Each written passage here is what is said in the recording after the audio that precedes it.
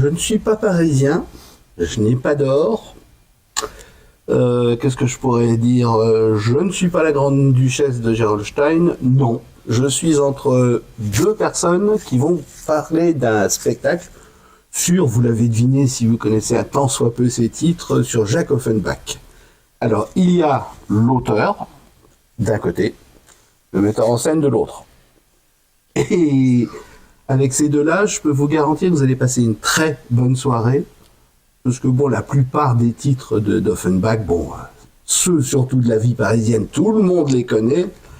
Alors, comment est venue l'idée, monsieur Rigas, Nicolas, d'écrire ce spectacle?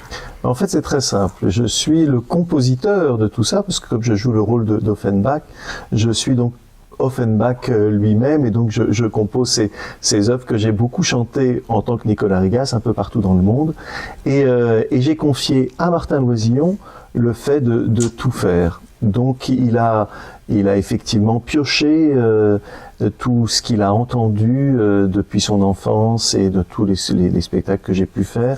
Il a pioché les airs qui lui plaisaient le mieux, et puis après il a inventé une petite histoire à la Feydeau pour pouvoir agrémenter et donner un sens et un prétexte à chanter tous ces grands airs, tous ces grands trios, ces grands duos. Enfin voilà. Qu'est-ce que vous connaissiez, Martin, avant d'Offenbach? Qu'est-ce que vous connaissiez? Pour vous, ça représentait quoi? Alors, je connaissais très bien la vie parisienne parce qu'on l'avait fait avec le Théâtre du Petit Monde et je jouais dans le spectacle. Donc ça, c'était un ouvrage que je connaissais assez bien. Donc Offenbach représentait pour moi beaucoup de joie, beaucoup de drôlerie, de légèreté. Effectivement, un peu cet esprit qu'il y a dans théâtralement chez Feydeau. J'avais travaillé aussi dans Monsieur Choufleury restera chez lui, que Alexandre Camerlot avait mis en scène. J'avais vu beaucoup de productions dans lesquelles Nicolas chantait, les contes d'Hoffmann notamment. On avait fait avec le Théâtre du Petit Monde, pour Marina et Guy Debrandt, qui sont les fondateurs de l'Europe, un concert Offenbach-Rossini. Donc voilà, j'étais assez... Voilà, je connaissais beaucoup des airs célèbres, en tout cas, je peux pas dire que je suis un spécialiste d'Offenbach, ça serait pas vrai, mais je connaissais beaucoup des airs célèbres d'Offenbach, et donc on a monté ce programme. On est d'abord parti du programme musical, et puis avec ce programme, j'ai écrit un petit livret, et puis on a complété un peu le programme avec quelques morceaux qui pouvaient venir compléter ce qui avait déjà été fait, et donc ça s'est créé assez facilement et assez rapidement. Voilà. Ça aurait pu durer beaucoup plus longtemps, non? Oui et non, ça peut durer plus longtemps parce que l'œuvre d'Offenbach est plus longue, qu'on aurait pu trouver de l'inspiration. Oui. Mais ils sont trois chanteurs, ils ont une partie musicale qui est assez solide et assez costaud. Et intense. Donc vocalement, c'est plus difficile que quand on fait certaines œuvres d'Offenbach, quoi. Parce que dans la vie parisienne, quand vous faites la vie parisienne en soliste, finalement vous chantez beaucoup moins que ce que là les solistes chantent. Et donc, ils auraient difficilement pu faire beaucoup plus long pour le spectacle. Et surtout, on fait le grand écart, c'est-à-dire que, comme on chante un peu tout ce qu'il y a d'Offenbach, on chante donc les parties légères et les parties plus lourdes. Plus lyriques. Ce qui fait que, il faut pouvoir faire le grand écart vocal. Ouais. Et alors c'est très amusant pour le public, c'est juste jouissif, mais pour nous c'est effectivement techniquement très sportif. Voilà. Alors quand tu dis nous, eh bien il faut remettre les choses à leur place. Tu es sur scène, d'accord. Toi tu n'y es pas. Mais il y a quand même trois autres personnes. Alors oui. Je ne sais pas qui va présenter qui. Allez-y. Alors, en fait, tout départ, on aime beaucoup travailler avec une chanteuse qui a beaucoup travaillé avec nous, qui a une grande carrière lyrique, qui a chanté à l'Opéra de Monte-Carlo, qui a fait un disque avec le mari de John Sutherland, de Richard Boninge, enfin voilà, qui a vraiment une belle carrière, qui s'appelle Christine Tocci. Tout est parti avec elle. Et puis notre pianiste fétiche, qui passe son temps à l'Opéra de Paris parce qu'elle fait là Simon Boccanegra et puis elle va faire Don Quichotte à l'Opéra de Paris, mais elle aime beaucoup quand elle n'est pas à l'Opéra de Paris, travailler avec nous. Et donc, c'est notre pianiste au Théâtre du Petit Monde, Ruta Alenciaskaite. Donc, Christine Clocci d'un côté, Ruta Alenciaskaite de l'autre. Et puis, nous avons un ténor qui a commencé avec nous dans la vie parisienne et qui continue. Et puis après, il a fallu, bien sûr, vu le succès et vu leur emploi du temps très gros, les doubler ou les tripler, mais sinon c'est Pierre-Antoine Chaumien qui a fait effectivement, qui travaillait avec nous et qui continue avec nous, et voilà. Pierre-Antoine Chaumien, ténor formidable. Et puis bien sûr les autres qui sont venus compléter la distribution, c'est-à-dire Clémentine de Couture qui a eu un prix Spédidam, ou comment dirais-je, ou Guillaume Zang, ou Xavier Flabat. Enfin, on a. Oui, il y a quand même du monde en alternance. C'est ça. Voilà, c'est la raison, j'imagine, pour laquelle ça ne peut pas se jouer tous les soirs de la semaine. C'est ça, parce qu'en fait, tout le monde est assez débordé. Par exemple, Pierre-Antoine Chaumien a été pris pour chanter le Chevalier de la Force dans les dialogues de Carmélite de Poulenc à l'Opérette de Tel Aviv. Ah, donc oui, effectivement, faut déjà faire les allers-retours. Faut faire des allers-retours. Mais ça fonctionne bien. Maintenant, nous savons que nous sommes là tous les lundis à 19h et les samedis à 16h. Donc chacun s'arrange pour être libre le lundi à 19h et le samedi à 16h. Je dirais et où. Voilà. Et voilà. C'est donc une grosse contrainte pour le metteur en scène parce qu'il faut qu'il fasse attention à tout, qu'il n'y ait pas un raté ou une journée où je peux pas parler ou je peux pas chanter. Alors pour l'instant on n'a pas eu de difficulté de cet ordre-là, donc on touche du bois pour qu'il n'y en ait pas. Et puis ça fait un travail en plus pour les raccords quand on doit reformer un chanteur sur un rôle, mais en même temps c'est assez amusant parce qu'on a donc des versions du spectacle différents parce que les acteurs on a beau leur demander de faire la même chose les uns les autres, ils ont chacun leur personnalité, ils dégagent quelque chose naturellement de différent. Et leur timbre aussi est différent. Leur timbre de voix est différent. Et donc, voilà, ça reste un spectacle différent à chaque fois. Et puis, donc, les distributions se mélangent. Les couples ne sont pas tout le temps les mêmes. Donc, c'est assez amusant. J'ai pas calculé, mais ça fait combien de possibilités? Ah, je sais pas. Mais ça en fait pas mal, ça en fait pas mal. Heureusement, pour l'instant, je ne change pas. Voilà. Donc, je suis à chaque représentation. Il y en a un, voilà. Voilà. Il est fidèle. Mais sinon, effectivement, le pianiste peut changer. Au piano, on a Félix Ramos qui travaille aussi à l'Opéra de Paris. Qui est en alternance avec Ruta. Exactement. Donc effectivement, il y a pas mal de versions différentes. Mais c'est courant dans les spectacles musicaux, surtout lyriques. Voilà. Donc c'est ça qui est pratique et agréable aussi, c'est que les chanteurs ont l'habitude de ça, de faire soit des reprises de rôle, soit être en alternance sur certaines productions. Donc ils savent facilement reprendre des rôles. Voilà. Mais ce qui fait plaisir, c'est qu'à chaque fois, le public sort avec la même joie. Oui. Et donc, on est que ce soit une distribution ou l'autre, ou encore une autre, ben le public sera avec la même joie. Et presque, ça leur donne envie d'aller écouter les autres qu'ils n'ont pas entendus. Donc ça, c'est pas mal du tout. Ouais. Est-ce qu'il y a un regret d'un titre connu qu'on n'entendrait pas et que tu te dis oh là il faudrait quand même le mettre, je sais pas, enfin moi je sais que je les ai vus, je me souviens pas de tout ce qu'il y avait dedans, bon l'air du brésilien je suis quasiment certain qu'il y est, il y est bien oui, sûr. Mais dans la vie parisienne il y en a tellement de connus, mais je ne parle que de la vie parisienne, donc dans les autres bien sûr, des regrets, des choses qu'on aimerait rajouter. Certains qu'on se dit oh celui-là on pourrait peut-être l'enlever, le remplacer par ça. Il y a celui que j'aime bien qui est j'en prendrai 1, 2, 3, 4, 5 qui est un air de soprano dans Pomme d'Api que j'ai failli mettre en fait. Il était possible de le mettre à la place de Ah que j'aime les militaires. Voilà. C'est un moment où la princesse dit ce qu'elle aime comme type d'homme. Donc il y a cet air-là que j'aime bien. Il y a un air qui est pas trop connu que j'ai essayé de mettre en bis, etc., mais qui est un peu long et donc que ça marchait pas tellement. C'était le trio des Marmitons dans Les Brigands, qui est très très drôle, mais c'était décalé avec l'histoire qui était déjà écrite. On a essayé de le mettre en bis et ça fonctionnait pas, donc il valait mieux l'abandonner. Voilà les deux airs auxquels je pense parce que j'y ai pensé pour ce spectacle. Sinon, comme ça, moi, j'ai mis vraiment beaucoup d'airs que j'aime d'Offenbach, aussi bien l'air de Kleinzag dans les contes d'Hoffmann, dans La vie parisienne, il y a les airs que j'aime. Et on ne chante pas le galop d'Orphée aux Enfers. Il est joué au piano, mais on le chante pas. C'est vrai que c'est un morceau d'ensemble sympa aussi à chanter.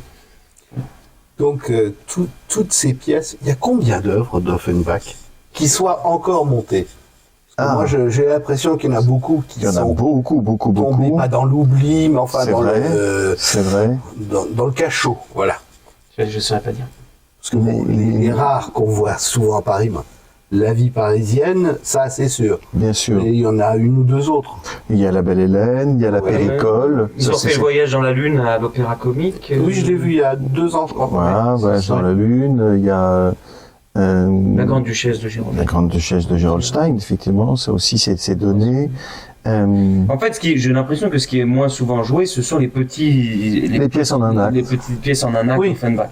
Donc c'est vrai que on avait en mettre 2 quoi. Voilà, on avait fait Monsieur Choufleury avec Opéra Acting et Alexandre Camerlot, mais c'est pas trop souvent donné. Mais il y a l'île de Tulipatan, les deux aveugles, enfin il y a beaucoup de petites pièces qui sont effectivement moins souvent produites. Ouais. Quel est celui de vous deux qui connaît le mieux Offenbach? Histoire de vous voir vous écharpiller. Parce qu'il connaît mieux que moi. Oui, déjà, j'ai 1 ou 2 ans de plus que lui pour essayer de me rajeunir. Donc effectivement, Donc non, c'est oui, j'ai plus l'habitude d'Offenbach et surtout comme je suis chanteur lyrique, j'ai été beaucoup confronté à Offenbach et donc effectivement je connais mieux Offenbach, mais là maintenant il a rattrapé son retard avec ce spectacle. Est-ce que ça donne envie de monter maintenant une des opérettes ou une des œuvres en entier sur une scène parisienne? Je dis pas obligatoirement ici, parce que si on monte tout en entier, il faut un orchestre bien sûr plus conséquent, mais est-ce qu'il y a des endroits, déjà on a des petits rêves? On a un spectacle qu'on a fait juste avant, donc c'est La vie parisienne, qui a été totalement monté, qui a eu un gros succès, une page entière dans le Figaro, le public était vraiment très réceptif. Maintenant, il nous manque effectivement, par exemple, le théâtre Montparnasse. Je fais un appel à Bertrand Tamin pour avoir un beau théâtre, un bon écrin, avec une très grande salle, voilà, où on pourra mettre un orchestre. Voilà. Ah oui. Mais déjà. Même un petit ensemble, mais il faut à minima là pour La vie parisienne, 14 artistes quoi. Bah oui, parce qu'il y a quand même beaucoup de. Ce qu'on avait réussi à faire, c'était qu'on avait 10 chanteurs comédiens. Donc il y avait des gens qui étaient plutôt comédiens qui chantaient, et d'autres qui étaient plutôt chanteurs et qui jouaient. Et on arrivait avec ça à faire tous les rôles solistes, à faire des ensembles. Ça fait un bel ensemble quand même, avec une dizaine de personnes. Et on avait un trio de musiciens, accordéon, violon et flûte. Et 70 costumes. Voilà, et les jeunes, c'était vraiment très amusant, les costumes changeaient beaucoup. Le spectacle a été un peu ralenti par la crise du Covid, puisqu'on l'a créé en 2019 pour le centenaire du Théâtre du Petit Monde, et on commençait des tournées, des représentations, et qui se sont arrêtées en 2020. Et ça a été dur de redémarrer avec ce spectacle à la reprise. Voilà. Ouais, j'imagine, de toute façon, je crois que tout le monde a souffert. Oui, bien sûr. Oui. Voilà, Mais donc voilà, en tout cas, oui, pour répondre à la question, c'est vrai que c'est un plaisir de faire Offenbach, et ça serait avec plaisir de... C'est pas les idées qui manquent, on va dire, c'est plutôt les conditions techniques. Voilà. Mais en tout cas, ce qui est bien au Théâtre de Passy, c'est que déjà, ça c'est formidable, les 2 directeurs sont des vrais spécialistes et du théâtre et de l'opérette. Ils adorent la musique, ils adorent l'opérette, notamment Michel Dumusois qui est vraiment un aficionados de l'opérette. Même de musique classique. Et de musique classique tout court, oui. Bonne oreille. Très bonne oreille, effectivement. Donc ça fait plaisir d'avoir un directeur de théâtre qui nous accompagnent vraiment pleinement. Ouais, ils Voilà. sont impliqués dans leur salle. Donc ils sont vraiment impliqués. En plus, la salle ici est superbe. Elle ne fait que 200 places. Donc effectivement, pour des grands spectacles, c'est plus compliqué. Mais Rentrer dans les frais, quoi. Voilà. voilà. Pas dans le réel, quoi. Dans le réel, bien sûr. Mais ils ont un très bel outil. Ils ont un très beau piano. Oui, un quart de queue formidable qui sonne très bien. Donc vraiment, la musique ici est vraiment respectée. Voilà, donc et tout est neuf ici en plus, et c'est un vrai beau théâtre comme on les aime. C'était un cinéma. Oui. Il y a, ça fait quoi maintenant, 7-8 ans qu'ils sont en théâtre uniquement. Je pense qu'il y a Je crois qu'ils ont rouvert en 2020-2021. Oui. Donc, Peut-être pas. Oui, oui. Je sais que je viens souvent. J'ai vu quasiment tout ce qui se produit ici. Je sais que j'ai toujours mes petits coups de cœur, quoi. C'est vrai. Ben oui. Ils sont sympathiques. Ça, c'est une chose. Effectivement. Moi, je le vois simplement avec l'ouvreur. Je le connais pas, mais il y a toujours bonjour, ça fait longtemps qu'on vous a pas vu ou autre. Mais bon, il reconnaît. Et pour moi, c'est drôle, mais bon.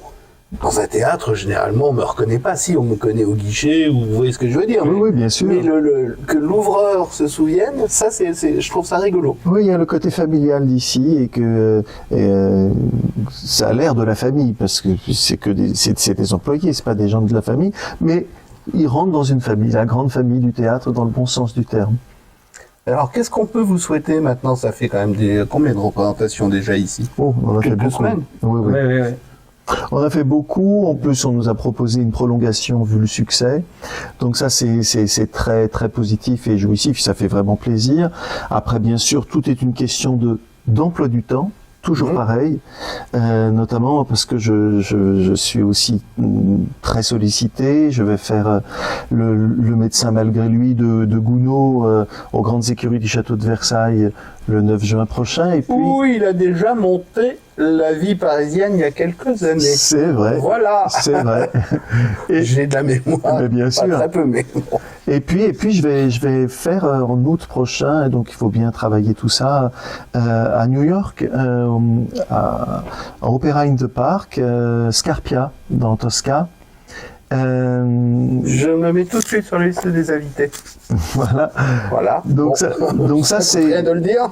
Ça ça fait plaisir, mais effectivement ça et puis nos autres chanteurs sont aussi très sollicités, comme je dis, l'un va chanter à l'Opéra de Tel Aviv, l'autre au Corrigi d'Orange, donc ça fait vraiment donc après il faut vraiment tout, donc prenez vos billets maintenant, parce qu'effectivement c'est nos emplois du temps sont un peu chargés. Bon, on peut plus rien vous souhaiter, parce que il y a le succès là, il y a les prolongations, il y a des choses ailleurs, il y en a certains qui vont à New York, d'autres à Tel Aviv, et encore on n'a pas fait le tour, je suis sûr qu'il y en a peut-être un qui va aller à Orange, qu'est-ce qu'il pourrait y avoir, il y a d'autres opéras bien connus. L'endroit où tu aimerais, c'est valable pour les deux, de produire, mais genre la Scala de Milan, genre... Tu vois, un endroit de rêve. Moi, vraiment, là, en ce moment, je dirais l'Opéra de Paris. Voilà. L'Opéra national de Paris, parce qu'en plus, la direction a changé dans le bon sens du terme. C'est Alexander Neff qui a repris tout ça il y a 2-3 ans. Il est accompagné d'une directrice de casting au top qui s'appelle Sophie Joyce. Et je trouve que leur programmation, leur façon de voir et de traiter les chanteurs est excellente. Et donc, vraiment, j'ai envie de chanter à l'Opéra de Paris. D'accord. Tu aimerais mettre en scène où? Je sais pas, mais j'aimerais bien, oui, je pense dans un des grands et beaux théâtres privés parisiens. Je trouve très beau. Enfin, on a des théâtres magnifiques, donc je sais pas lequel dire, entre le théâtre de la Porte Saint-Martin, le théâtre des Variétés, le théâtre de l'Atelier, et plein de petits Palais Royal, petits écrins comme ça qui sont magnifiques et dont voilà. Une liste un peu plus longue. Oui, de toute façon, si on faisait la liste de tous les endroits où on aura envie de se produire, la soirée ne continue. C'est vrai. Voilà, ça sera un peu long. Bon, alors on rappelle quand même que une soirée chez Offenbach se joue tous les lundis soirs à 19h et les samedis à 16h au théâtre de Passy. 95 rue de Passy, Non, métro, devinez quoi? La Muette. C'est Voilà. juste. Oui, C'est amusant. La muette pour l'opéra. Pour un opéra. Les places, c'est dans quelle gamme de prix? Je ne saurais pas Voilà, dire pas cher. précisément. Alors, mais c'est pas cher. Alors, C'est pas pour cher. de l'opéra, c'est vraiment effectivement très raisonnable. Il y a le carré or. Là, effectivement, c'est plus cher, c'est 35 euros. Mais après, effectivement, il y a pour toutes les bourses. Voilà. Bon, de toute façon, 35 euros les plus chers, Ouais. c'est pas énorme. C'est quand Les même bons très tarifs pour les raisonnable. jeunes et les moins de 26 ans. Bien sûr. Chez certains revendeurs, ils peuvent peut-être trouver des Et pour les vieux? réductions. Je ne sais pas. Comme moi. Je ne maîtrise pas la. Non, bon, je pouvais pas me mettre dans les jeunes, hein. Personne n'y aurait cru, donc je me suis mis dans les vieux tout de suite, et puis c'est plus facile. Bon, ben merci à tous les deux, et Merci, on rappelle merci. que c'est Offenbach, c'est je suis brésilien, j'ai de l'or. Oh, je pouvais pas tout chanter, hein. Puis en plus, moi j'ai pas de formation de chant. Mais ce qui est bien avec Offenbach, c'est que c'est de la joie. Oui. Et pour tout le monde, qu'on soit enfant, adolescent, adulte, qu'on aime l'opéra, qu'on n'aime pas l'opéra, Offenbach est vraiment fait pour eux. Voilà, donc c'est fait pour tout le monde, Exactement. même pour moi. C'est dire. Merci beaucoup à tous les deux. Merci, à bientôt.